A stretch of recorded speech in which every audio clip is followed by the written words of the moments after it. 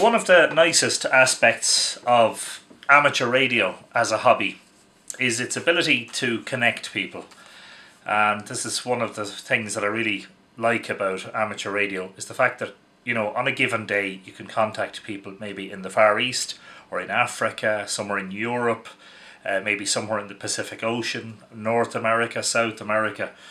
And you're all the time making acquaintances with people. And in the course of the hobby, you can find that some very interesting and lovely little stories and incidences crop up. Just to give you one little example, recently I was recording a QSO.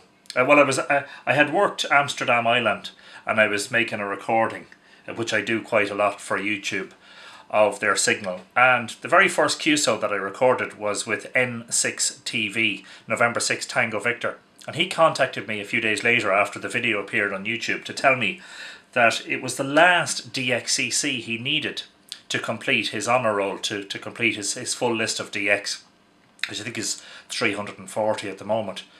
So it has that ability to connect people that otherwise when it didn't know each other. But I'll give you another example. This is extraordinary. In 2013, last year in September, I worked Whiskey 8 Kilo Yankee Delta, and his name is Ron, and Ron lives in Cleveland in Ohio. I worked Ron on 17 meters CW in Morse code. Now, a while back I received a card from Ron. What happened was that I accidentally, it slipped into a pile of stuff and I basically didn't realise I hadn't responded to it. So I found it again a few days ago. So it was probably sent a couple of months ago and I found it a couple of days ago.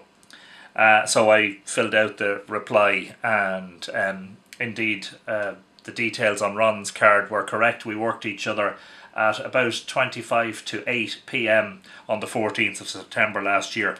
But enclosed within the envelope containing the card from Ron was this, and this is absolutely fascinating. This is a copy of a QSL card that Ron received from Echo India 8 Charlie in 1953.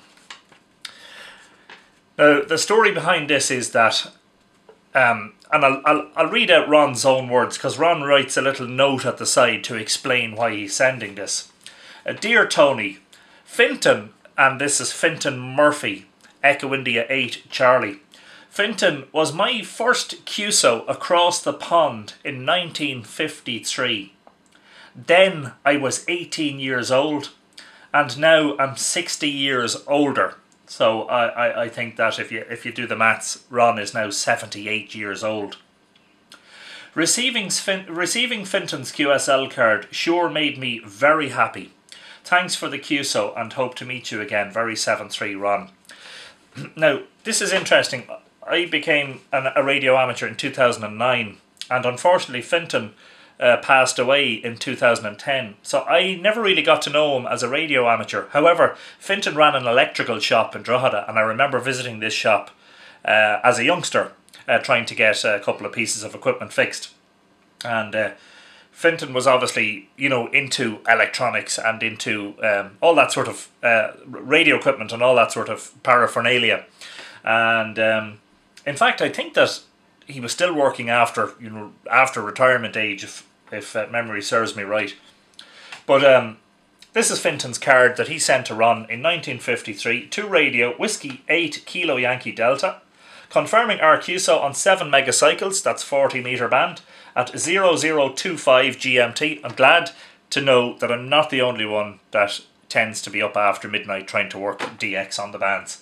On 20th of the 8th, 20th of August 1953. Your CW was RST 569. Now there's some information here that's interesting. Some of the older hams and those who are familiar with what would now be antiquated equipment might know what these are.